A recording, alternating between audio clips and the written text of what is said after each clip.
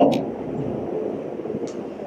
ప్రభువైన యేసుక్రీస్తు పరిశుద్ధ నామమున క్రీస్తు నామమున మరి టీవీ ప్రేక్షకులు రైతు ద్వారా జరుగుతున్న యొక్క దేవుని యొక్క పరిచయను బట్టి మరి మీ అందరూ కూడా నా యొక్క వందనాలు చెల్లిస్తూ దేవునికి కృతజ్ఞతాస్తుతులు చెల్లిస్తూ ఉంటున్నాను.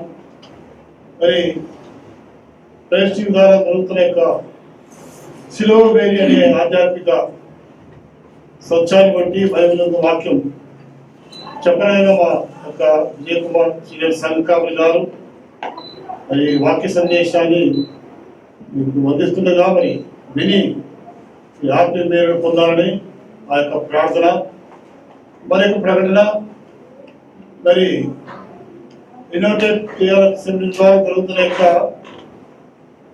సెమినరీ బైబిల్ స్కూల్ మరి అడుగుగా జరుగుతున్న మా నిర్ణయంగా సమయంలో జరుగుతూ ఉంటుంది. మరి మీరు చేరవలసిన వారు మరి మా సీనియర్ సంఘకాపురితో మీరు సంప్రదించేలా మీకు మరి బీటీహెచ్ కానీ బీడీ కానీ చేరవలసిన ఆశ కలిగి ఉన్నట్లయితే మీరు మరి సార్ను సంప్రదించవలసిందిగా ప్రార్థిస్తూ ఉంటున్నాం.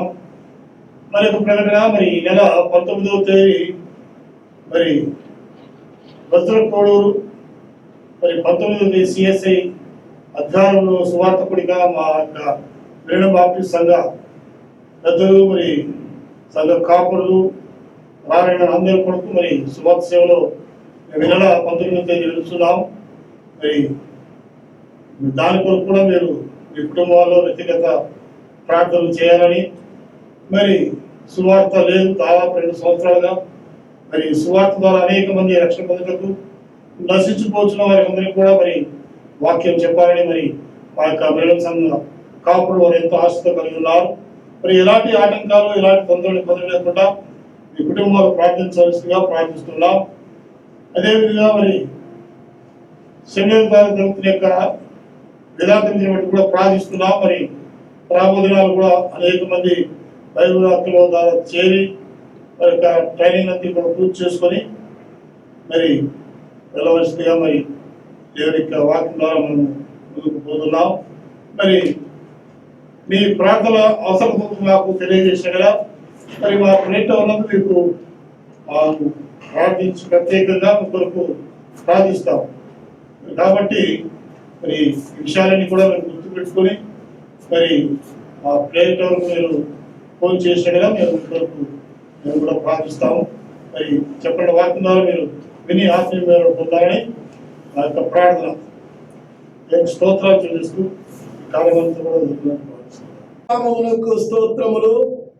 ప్రభునందు ప్రియులారా, మిలీనియం బాప్టిస్ట్ చర్చ్ వారు సమర్పించు సిలువ బేరి అనే ఆధ్యాత్మిక టీవీ కార్యక్రమములకు దేవుని వాక్యము నిమిత్తము యేసును గూర్చిన సాక్ష్యము నిమిత్తము అను ఆధ్యాత్మిక టీవీ కార్యక్రమములకు ప్రభు పేరట మిమ్మల్ని ఆహ్వానిస్తూ ఉన్నా.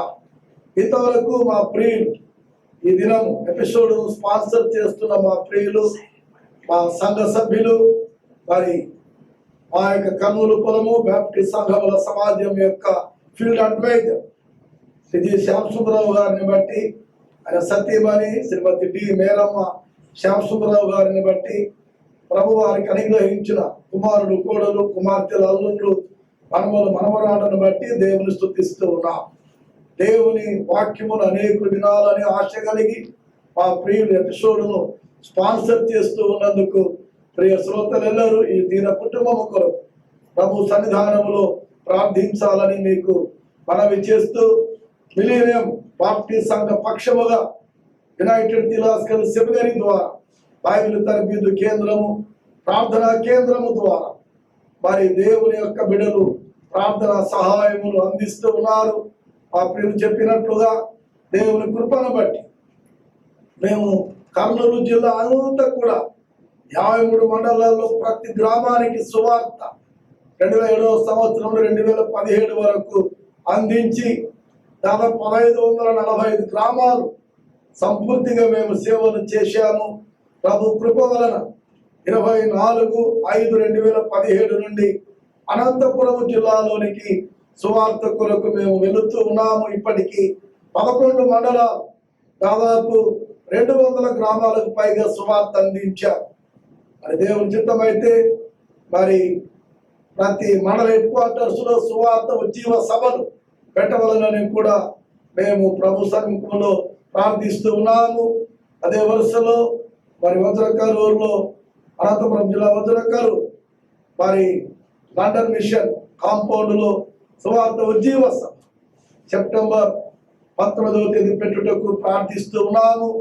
ప్రియ శ్రోతలలో మా సంఘము కొరకు, సంఘము చేస్తున్న సేవా పరిచయ కొరకు ప్రార్థించాలని కోరుతూ ఉన్నా.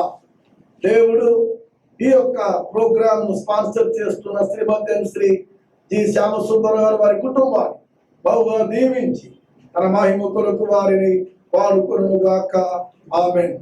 దేవుని నామానికి స్తోత్రములు చెల్లిస్తూ మరి లూకా సువార్త 21వ అధ్యాయం 37వ వచనమును చదువుకుందాం.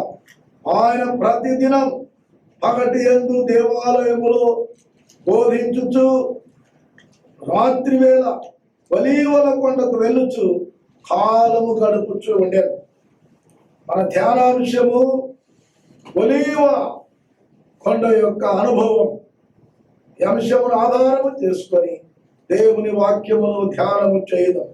తలలు వంచి పరిశుద్ధాత్మేశ్వరము కొరకు ప్రార్థించుదాం. ప్రేమాపూర్ణమైన తండ్రి, మా గొప్ప దేవ, మా ప్రభు అయిన యేసు, నీ కృపా కరుణ కటాక్షములను బట్టి మీ చెంతకొచ్చుచున్నాం. ఈ ప్రోగ్రామును అనేకుల కొరకు వాక్య వినాలని ఆసక్తి కలిగి ఎపిసోడ్ను స్పాన్సర్ చేస్తున్న మా ప్రియులు శ్రీమతి శ్రీ జి శ్యామసుందరరావు గారు వారి కుటుంబం అంతటి కొరకు నీకు స్తోత్రం. ఈ వాక్యమును ప్రభా మేము ధ్యానిస్తూ ఉండగా టీవీ ద్వారా ఈ పరిచయం జరుగుతూ ఉండగా ఈ దీవెన ఆశీర్వాదములు మాకిచ్చి నడిపించి మహిమ పొందుమని ఈ సమయం సహవాసం కొరకు స్తోత్రం చేస్తూ మనవులు యేసు నామమున అడిగి వేడుకొనుచున్నాము తండ్రి. ఆమేన్. క్రీస్తునందు దేవుని ప్రజలారా, 125వ కీర్తన మనం చూస్తే యెరూషలేము చుట్టూ పర్వతములు ఉన్నట్లు. కాబట్టి దాదాపు యెరూషలేము చుట్టూ 7 ఉన్నతమైన పర్వతములు ఉన్నవి. మరి ఈ పర్వతములలో ఒక పర్వతము ఒలీవ పర్వతం, ఒలీవ కొండ అని పిలుస్తారు. మరి ఒలీవ కొండను మనము జ్ఞాపకము చేసుకున్నట్లయితే ఈ ఒలీవ కొండ యొక్క ప్రాముఖ్యత ఏమై ఉన్నది? ప్రభువైన యేసుక్రీస్తు వారి సేవా పరిచర్యలో ఈ ఒలీవ కొండ ప్రభువైన యేసుక్రీస్తు వారు రాత్రి వేళ ప్రార్థించినటువంటి కొండ. మనం చూసినప్పుడు లూకా సువార్త 21:37లో ఆయన ప్రతిదినం పగటి యందు దేవాలయములో బోధించుచు రాత్రి వేళ ఒలీవల కొండకు వెళ్ళుచు కాలము గడుపుచుండేది. మరి ఒలీవల కొండ యొక్క అనుభవములు ఏమై ఉన్నవి? మొదటిదిగా మనం చూస్తే మరి ఒలీవల కొండ విమోచన అనుభవములు జ్ఞాపకం చేస్తూ ఉన్నది. మార్కు సువార్త 11వ అధ్యాయం మొదటి 3 వచనాలు మనం జ్ఞాపకం చేసుకుంటే అక్కడ ఈ రీతిగా ఉన్నది. వారు యెరూషలేమునకు సమీపించి ఒలీవల కొండ దగ్గర ఉన్న బేతనియాను గ్రామములకు వచ్చినప్పుడు ఆయన తన శిష్యులలో 2 చూచి, మీ ఎదుటనున్న గ్రామమునకు వెళ్ళుడి, అందులో మీరు ప్రవేశింపగానే కట్టబడి ఉన్న ఒక గాడిద పిల్ల కనబడు, దాని మీద ఏ మనుష్యుడును ఎప్పుడును కూర్చుండలేదు, దానిని విప్పి తోలుకొని రండి. ఎవడైనాను మీరు ఎందుకు ఇలాగూ చేయుచున్నారని మిమ్మల్ని అడిగిన ఎడల అది ప్రభువునకు కావలసినదని చెప్పుడి. తక్షణమే అతడు దానిని ఇక్కడికి తోలి పంపునని చెప్పి వారిని పంపారు. వీళ్ళరా ఈ ఒలీవల కొండ ఆనుకొని ఒలీవ కొండపై ఉన్నటువంటి ఒక గ్రామం బేతనియా. కాబట్టి ఈ గ్రామము ప్రభు అయిన యేసుక్రీస్తు వారికి ఎంతో ఇష్టమైన గ్రామాలు. రెండు కూడా మరి ట్విన్ విలేజెస్ కలిసినటువంటి రెండు గ్రామాలు. మరి ఈ గ్రామాలను చూచినప్పుడు ఇవి కేవలము మరి యెరూషలేమునకు 2 మైళ్ళ దూరంలో మాత్రమే ఉన్నాయి. యేసు ప్రభువారు యెరూషలేమునకు ఎప్పుడు వచ్చినా ఆయన సాయంకాలం వరకు యెరూషలేములో సమయం గడిపి రాత్రికి ఈ బేతనియ గ్రామాలు చేరుకొని మరి ఆయన ఒలీవల కొండలో ఆయన మరి ప్రార్థన చేసేవాడు.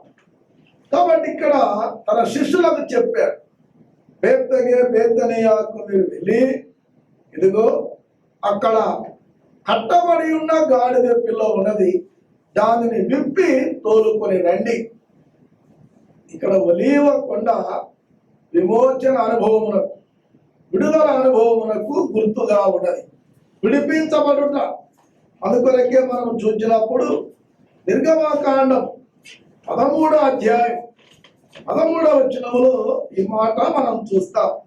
13వ అధ్యాయం 13వ వచనం, ప్రతి గాడిద తొలి పిల్లను వెల ఇచ్చి విడిపించి అంటారు. కాబట్టి ఇక్కడ గాడిదను విడిపించాలి, దానిని బలి ఇవ్వకూడదు. గొర్రె పిల్లను బలి ఇవ్వాలి, గాడిదని విడిపించాలి. అందుకొరకే కట్టబడి ఉన్న గాడిదను దాని పిల్లను విడిపించడానికి యేసుక్రీస్తు వారు మన శిష్యులో 2 పంపి ఉన్నాడు. వారు వెళ్ళి వారి యజమానితో మాట్లాడి కట్టబడి ఉన్నటువంటి మరి బంధింపబడినటువంటి ఆ యొక్క గాడిద పిల్లలు యేసయ్య దగ్గరికి తీసుకొని వచ్చి ఉన్నారు. కాబట్టి ఒలీవల కొండ విడిపించబడుటకు, విమోచనకు గుర్తుగా ఉన్నది. పిల్లారా, నీవు నేను కూడా దాస్యములో కట్టబడినప్పుడు, సాతానుకు బందీలుగా ఉన్నప్పుడు, లోకముతో బంధించబడినప్పుడు, చీకటితో బంధించబడినప్పుడు ప్రభువైన యేసుక్రీస్తు వారు తన యొక్క ప్రియమైనటువంటి అమూల్యమైనటువంటి రక్తమును మన కొరకు ఆయన ధారపోసి ఆ ప్రశస్త రక్తము ద్వారా మనల్ని విడిపించాడు. యేసు రక్తము మన విమోచన వెల. అందుకొరకే పేతురు భక్తకోటికి పత్రిక రాస్తూ మరి ఈ రీతిగా అంటూ ఉన్నారు. చూడండి, పేతురు రాసినటువంటి మరి మొదటి పత్రిక మనం చూస్తే 1వ అధ్యాయం 18-19 వచనాలు, పితృపారంపర్యమైన నీ వ్యర్థ ప్రవర్తనను విడిచిపెట్టునట్లుగా వెండి బంగారుల వంటి క్షయవస్తువుల చేత మీరు విమోచింపబడలేదు, కానీ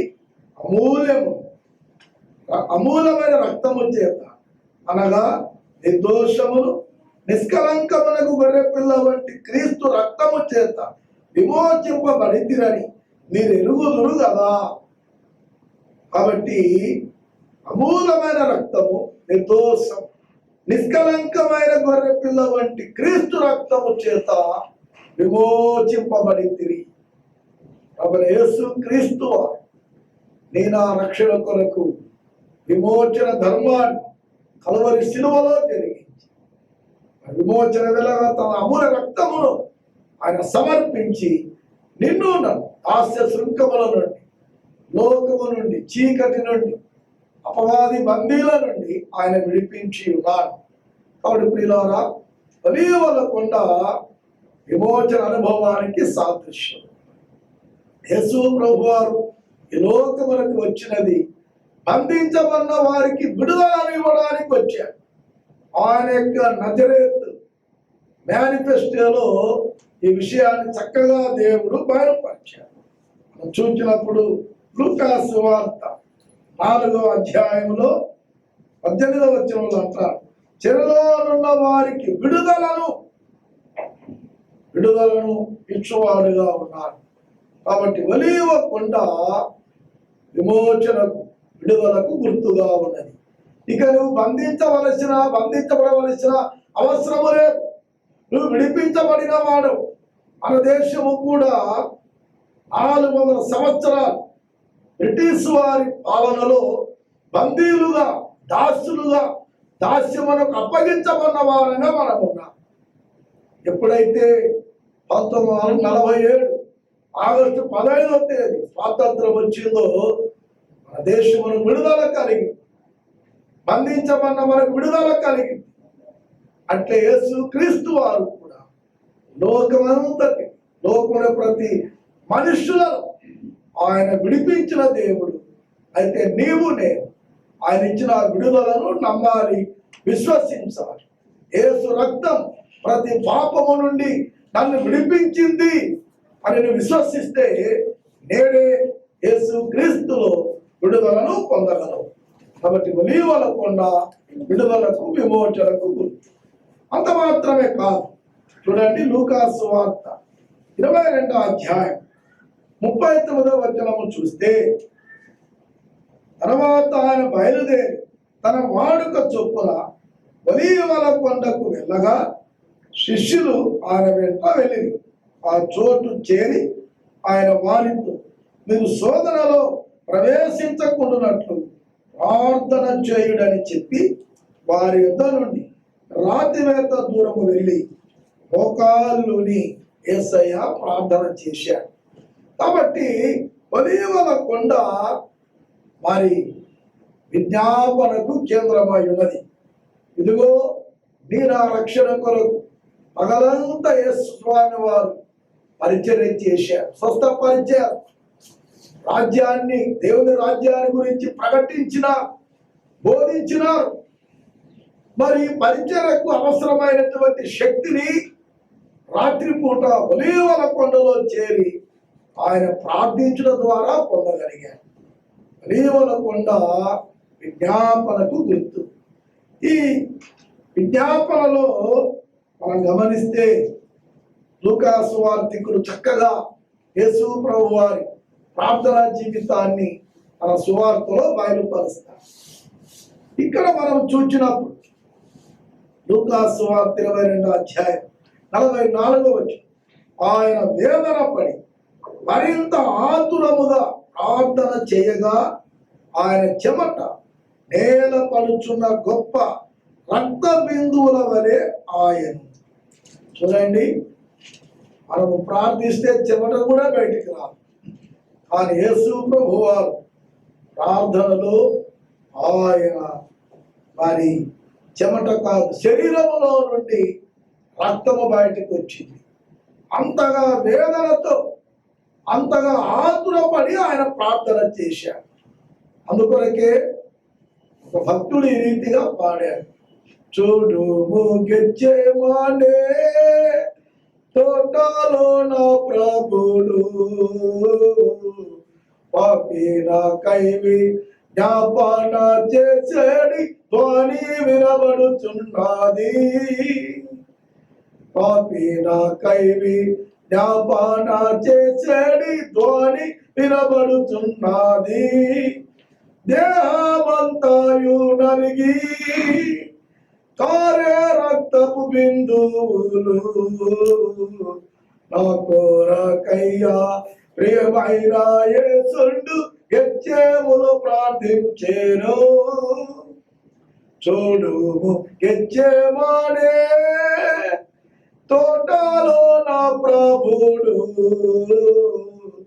పాపి నాకై జ్ఞాపన చేసేడి ధ్వని వినబడుచున్నది.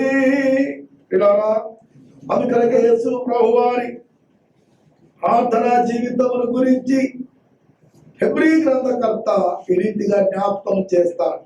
హెబ్రీలకు రాసిన పత్రిక 5వ అధ్యాయం 7వ వచనం, శరీరధారి అయి ఉన్న దినములలో మహారోదనముతో కన్నీళ్లతో తను మరణము నుండి రక్షింపగల వారికి ప్రార్థనలను, యాచనలను సమర్పించి భయభక్తులు కలిగి ఉన్నందున ఆయన అంగీకరింపబడేది.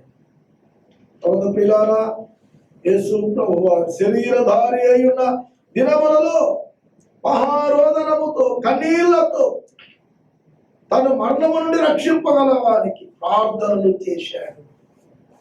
సహోదరి సహోదరుడా, నీవు నేను ప్రార్థన జీవితం, ప్రార్థన ఆయుధాన్ని దేవుడు మనకిచ్చి ఉన్నాడు. ఇదిగో విజ్ఞాపన ప్రార్థనలు ఒలీవల కొండలో ప్రభువు చేశాడు. ఆ ప్రభువు చేసిన విజ్ఞాపనను బట్టి నీవు నేను పరలోకము తండ్రికి విజ్ఞాపన చేయగలిగే కృపను ఆయన శిలువ కార్యము ద్వారా మనము పొంది ఉన్నాము. ఇదిగో క్రీస్తు శకం 15వ శతాబ్దానికి ముందు క్రైస్తవులు నేరుగా దేవునికి ప్రార్థన చేయడం వీలు లేదు. ఇదిగో మరి యాజకుని ద్వారా మధ్యవర్తిగా ఉండి యాజకుడు మన కొరకు విజ్ఞాపన చేయువాడు. పాత నిబంధనలో కూడా ఆ క్రమమే కొనసాగింది. అయితే ఎప్పుడైతే యేసు ప్రభువారు మత సంస్కరణ ఉద్యమం మార్టిన్ లూథర్ ద్వారా క్రీస్తు శకం 15వ శతాబ్దంలో జరిగి ఉన్నది. బైబిల్ వెలుపటికి వచ్చింది. బైబిల్లోని సత్యాలు ప్రభు ప్రతి విశ్వాసి గుర్తించి విశ్వసించిన ప్రతి ఒక్కరు యాజకుడైన సత్యానికి రాగలి నేరుగా సూటిగా ప్రభువును ప్రార్థించడానికి అవకాశం కలిగింది. నీకు నీవుగా దేవునితో నేరుగా మాట్లాడుట, నీకు నీవుగా దేవుని యొక్క ప్రార్థనలో ప్రభు యొక్క దర్శనాలు పొందడానికి ప్రభు కృపనిచ్చాడు. ఇదిగో ప్రార్థించు యోధులుగా మనం చేయబడాలి. అందుకొరకే యేసు ప్రభు వారు చేసినటువంటి ఆ కొండపైన ప్రార్థన నీవు నేను చేయడానికి మనం సిద్ధపడాలి. ఒలీవల కొండ విడుదలకు గుర్తు, ఒలీవల కొండ విజ్ఞాపనకు గుర్తు. ఆ ప్రభు అయిన యేసయ్య మరి ప్రయాసపడి భారు మోసుకొనుచున్న సమస్త జనులారా నా యొద్దకు రండి అని మీరు సెలవిచ్చారు. నీ యొద్దకు వచ్చుచున్నాను తండ్రి, ఆ విడుదల కలిగించాడు. ఇదిగో పాపముల నుండి విడుదల, శాపము నుండి విడుదల, భౌతిక సంబంధమైనటువంటి దుఃఖముల నుండి విడుదల కలిగించి ఆయన నీ శిలువ రక్తములో విడుదలనిచ్చి నీ ఎంతైనా స్వతంత్రుడిగా నన్ను చేయిందండి, నిన్ను కలిగిన స్వాతంత్రములో నన్ను నిలుపు ప్రభువా అని ప్రభువును వేడుకుందాం. కలియుగ అనుభవాన్ని క్రీస్తు శిలువ మరణ పునరుత్థానముల ద్వారా పొందుకుందాం. ఆ శిలువ మరణ పునరుత్థానం రక్షించబడిన నీవు నేను ప్రార్థన విజ్ఞాపనముల ద్వారా ప్రభు సముఖానికి ఉందాం. ఒక క్రైస్తవునికి మాత్రమే ఈ ప్రార్థన విజ్ఞాపన అనేది ఇవ్వబడి ఉన్నది. అందుకొరకే చూడండి, అపోస్తలుడైన పౌలు తిమోతికి రాసిన మొదటి పత్రిక 2వ అధ్యాయం మొదటి 2 వచనాల్లో ఈ రీతిగా అంటాడు, మనం సంపూర్ణ భక్తియు మాన్యతయు కలిగి నెమ్మదిగాను సుఖముగాను బ్రతుకు నిమిత్తం అన్నిటికంటే ముఖ్యముగా మనుషులందరి కొరకు, రాజుల కొరకు, అధికారులందరి కొరకు విజ్ఞాపనములను, ప్రార్థనలను, యాచనలను, కృతజ్ఞతాస్తుతులను చేయవలని హెచ్చరించుతున్నాను. ఇది మంచిదియు రక్షకుడు దేవుని దృష్టికి అనుకూలమైనది రాయున్నది. ఇది మంచిది, ఇది దేవుని దృష్టికి అనుకూలం. ఇక ఆలస్యమేలా? ఇదిగో నువ్వు లేచి రేయి మొదటి దామున మొదలుపెట్టు, ప్రార్థింప మొదలుపెట్టు, విజ్ఞాపన చేయుట మొదలుపెట్టు. ఒలీవల కొండలో ఉన్నటువంటి విడుదలను, విమోచనను, విజ్ఞాపనం సొంతము చేసుకుంటూ ఆ కొండ యొక్క అనుభవంలోనికి మనం ఎదుగుతాం. పరిశుద్ధాత్మ దేవుడు నిన్ను నన్ను బలపరిచి కాపాడును గాక. ఆమేన్. వాక్య ఫలింపు కొరకు ఈ ఎపిసోడ్ను స్పాన్సర్ చేస్తున్న మా ప్రియ విజి శ్యామ్ సుందరరావు గారు ప్రార్థన నడిపిస్తారు. మన ప్రభువైన యేసుక్రీస్తు పరిశుద్ధనామమున మరొక సమయం దేవుని స్తుతిస్తూ మరి రీతిగా మరి మేడం సంఘ సీనియర్ సంఘ కాపులు గారు మరి ఇక్కడ చెప్పిన వాక్యం బట్టి మనందరం కూడా మరి ప్రార్థించటకు, ప్రార్థన వాక్యం కొరకు ఫలింపు కొరకు మనం ప్రార్థన చేద్దాం. మరి ఒలివకొండ మరి ద్వారా వర్తమానం చెప్పి ఉన్నారు. మరి విమోచన వరకు దయచేయాలని మరి మీ అందరూ కూడా మీ యొక్క ప్రార్థనలు మరి జ్ఞాపకం చేసుకుని ప్రార్థించవలసిందిగా కోరుతున్నాను. అందరూ తల ఉంచినట్లయితే ప్రార్థించుకుందాం.